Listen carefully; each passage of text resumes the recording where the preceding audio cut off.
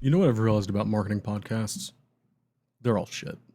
They're not made for marketers. They're made for other marketing podcasters. Everyone's interviewing the same 15 people about the same 5 topics, hoping to catch lightning in a bottle that someone else already caught 3 years ago. Today, we're talking about attribution modeling, build a demand engine, with the future of account-based marketing with, oh look, Andy Dick, Carrot Top, and Kathy Griffin are all yet on another celebrity game show. Of course they are. What else would they do? Act? Be funny? Look, I've done it too. I've played that game. I've had those conversations. I've been on those podcasts. I get invites pretty frequently. Some are decent conversations. Some hosts are prepared. Others, not so much. But the vast majority of them are that episode from The Simpsons where all the kids in class turn around to Bart and say one thing. Say the thing, Bart. Fuck Gartner. And the crowd went wild.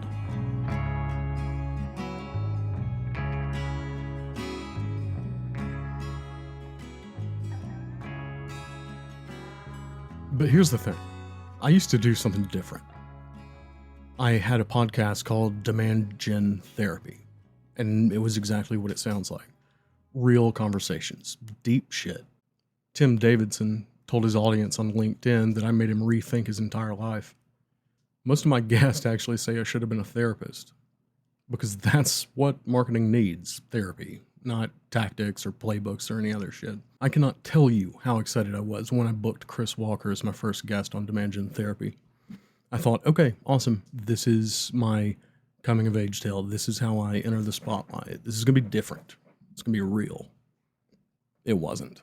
Despite my best efforts, I couldn't take the conversation in any other direction than what you've already heard him say 1,000 times on any podcast or media you've already seen from him. Same talking points, same performance, same bullshit. After a while, I realized what was happening. Strategy is to cast a wide net, appear everywhere, recite the same performance, and then use the content for himself, denying traction to the owner considering the speed at which you can produce content. So you know what I did? I killed the episode. I never released it, and I never intend to. But yet, people still heard it? How?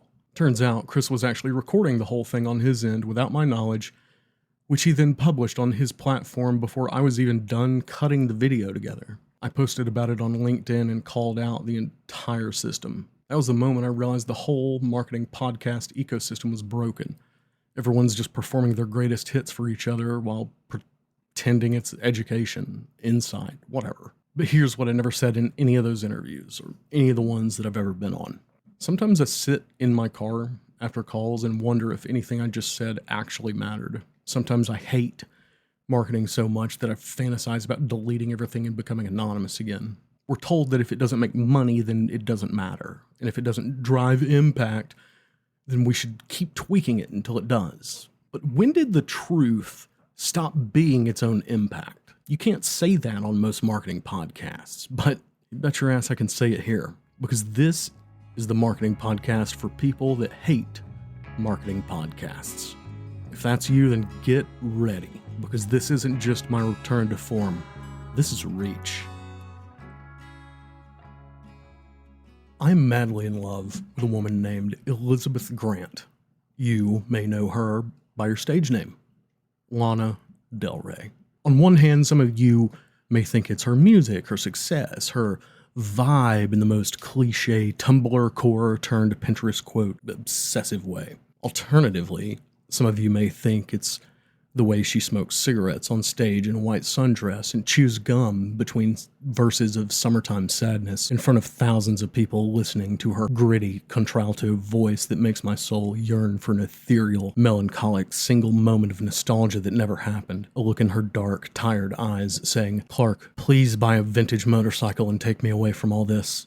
Yeah, it's one of those. She moves through the world like she belongs there. Not asking permission, not performing for anyone. It was that odd feeling of recognizing something you didn't even know you were looking for. By then, I'd spent years in conference rooms. I already knew what that performance looked like, what it felt like. I'd always been smoothing edges and arranging words to make broken things sound whole, and here was someone who just refused to play the game. Even on stage, even while performing, she somehow wasn't performing performance. For a moment, I remembered what it felt like before I learned that everything was supposed to be calculated, and before I understood that authenticity was risky. When the most attractive thing about someone was simply that they were unapologetically themselves. That was my reminder of what happens when someone just is. When they don't apologize for taking up space, they don't smooth their edges for an audience, they trust that who they are is enough. I'd forgotten somewhere along the way that that was even still possible.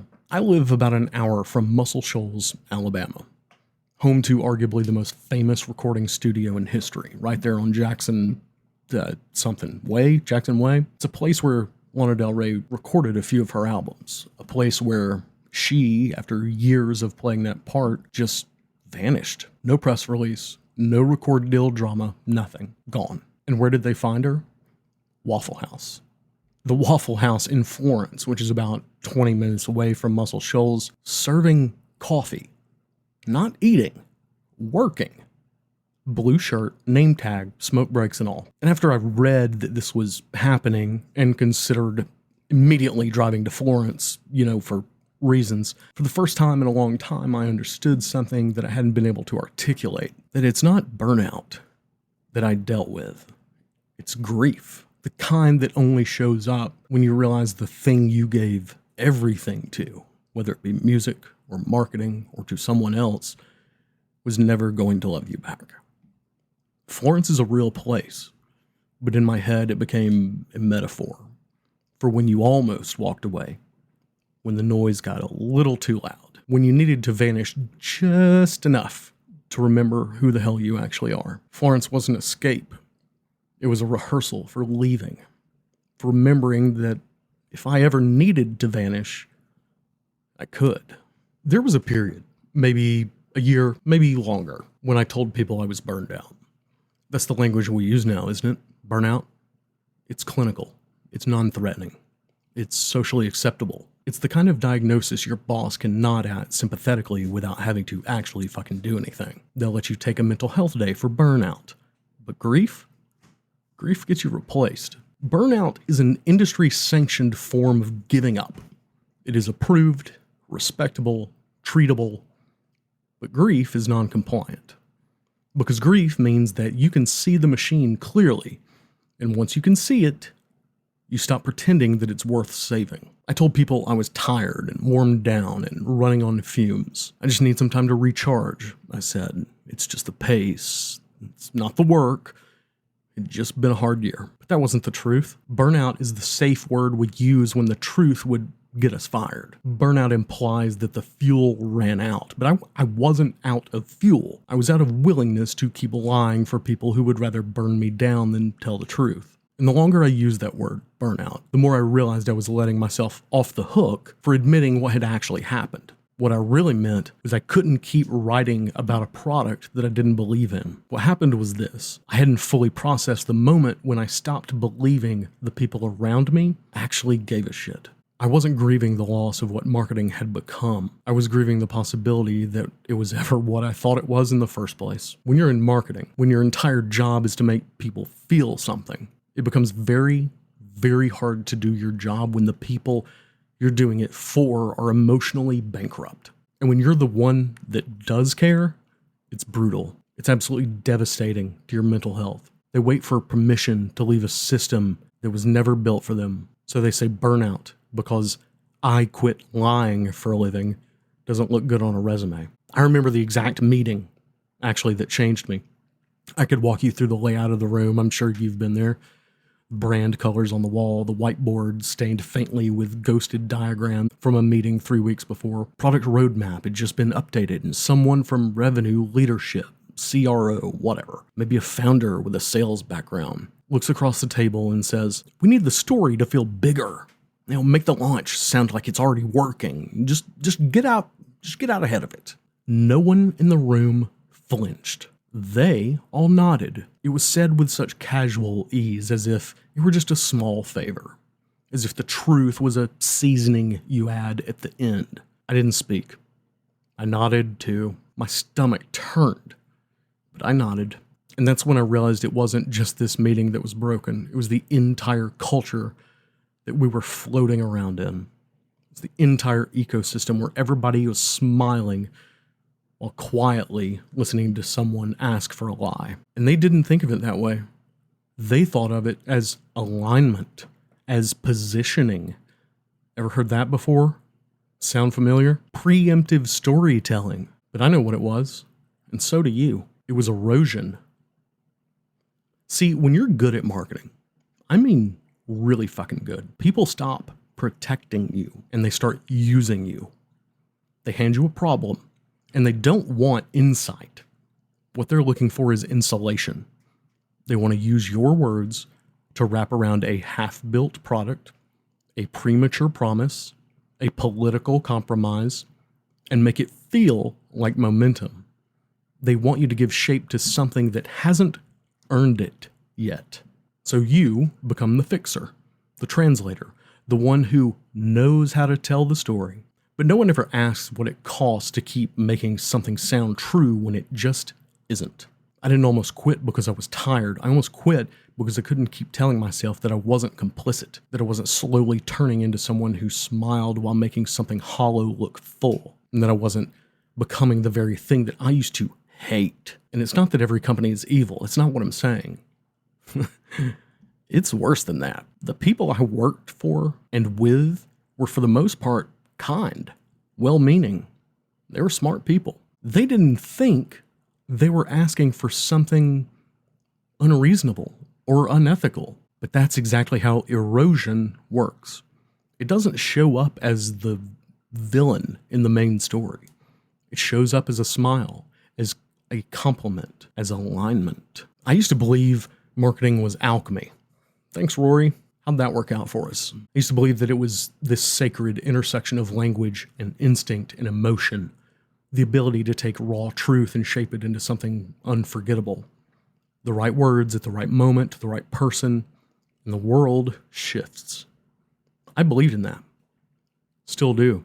But somewhere along the way, marketing became the department responsible for pretending, for smoothing everything over, for making things feel finished that were, in fact, broken, and in some cases, were never meant to be built in the first place. And that creates this kind of cognitive dissonance where it will kill you slowly because you're good at it. Because the better you are at marketing, the more dangerous you become to yourself. Grief isn't just about lost ethics, it's about lost faith. We used to speak the language of transformation.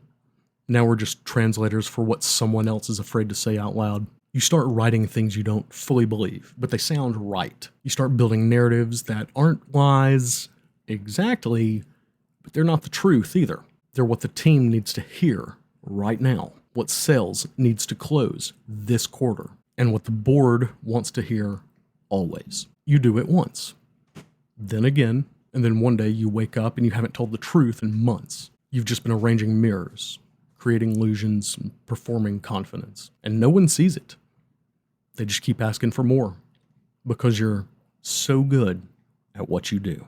You want to know what the worst part is? You don't know how to stop, because telling the truth now would mean unraveling months of performance. It would mean becoming difficult, disruptive, a problem. So you smile, you nod, you launch. You present the deck, you align, and then you go home and stare at the wall and wonder where the part of you went that used to care whether any of this mattered. That was the moment that I almost walked away. Not from a company, not from a project, from the entire profession. Because I knew that if I kept going down that path, if I kept nodding and writing and selling and smiling, I would become someone I could not live with. I would become safe, polished, respected, but completely hollow. But I didn't leave, and I'm going to tell you why. The loudest things that I've ever said were whispered. Late night conversations with founders who were drowning, text messages to marketing directors who were getting blamed for revenue problems they didn't create, emails from people who were tired of pretending everything was working when it clearly wasn't. That's where the real work happens, in the quiet spaces, in the margins of all the noise. Not on stage at conferences, not in viral LinkedIn posts, not in case studies that make everything look easier than it actually was. It's in the 2 a.m. moments when someone's scared that they're failing and they need to hear that they're not crazy, that the metrics don't make sense, that most attribution is theater, that buyer behavior is mostly unknowable, and that's okay. I stopped pretending that I was okay with the way things were. I stopped smoothing over dysfunction with clever language. I stopped writing for people in the room and started writing for the ones watching silently from the back, because I've been there. So I started burning things down, not because I hate marketing, because I love it, because I still believe it's the most powerful force in business. I still believe it can be sacred, because I still believe that in the hands of the people that actually give a damn, it can change everything. Look, this podcast is not here to give you tactics. I want to be upfront about that. It's not here to make you more efficient. It is not a funnel. It is not a brand extension. It is a pressure valve. It's me sitting in front of a mic, refusing to play along any longer. And if you've ever felt that same pressure building inside you, if you've ever sat in one of those stupid meetings, one of those rooms, or one of those moments, one of those Zoom calls where your instinct has screamed and your mouth has stayed shut, then I need you to hear this. You weren't wrong. You weren't being too emotional. You weren't dramatic or negative or difficult. You were awake. You were one of the few people who still saw the thing for what it was and had the nerve to flinch. And so if this episode does anything, I hope it reminds you that you're not crazy for wanting all of this to mean something, and you're not alone for wanting it to be better, and you are not broken for refusing to pretend. Not anymore. Not here. This is your return to form, too. Welcome back. So maybe Lana had it right. Maybe the answer isn't to get louder. Maybe it's to get quieter. Maybe it's to find a place where you could be useful without being visible, where you can pour coffee and remember what it feels like to serve something real. Sometimes you actually want to go where no one knows your name. And maybe that's exactly where I need to be. Maybe not. Who knows? Maybe just always remember that I can if I want to. Like I said, not because I hate marketing, not because I'm burned out, not because I won't miss it. It's not running away. Burnout is just what you call abuse when it wears a lanyard. It's about choosing to stay from a position of strength and the power of having an escape route. Because believe me, nothing scares me anymore. Thanks, Lizzie. Thanks for listening. If this hits something real, pass it on. Reach is where I process the cost, and burn it down is where I expose the system that created it. You can subscribe to both if you're done pretending that any of this is normal. One is for the silence, one is for the fire. Visit burnitdown.marketing to go deeper. And if you want more reach, subscribe or leave a review. That's how things keep going.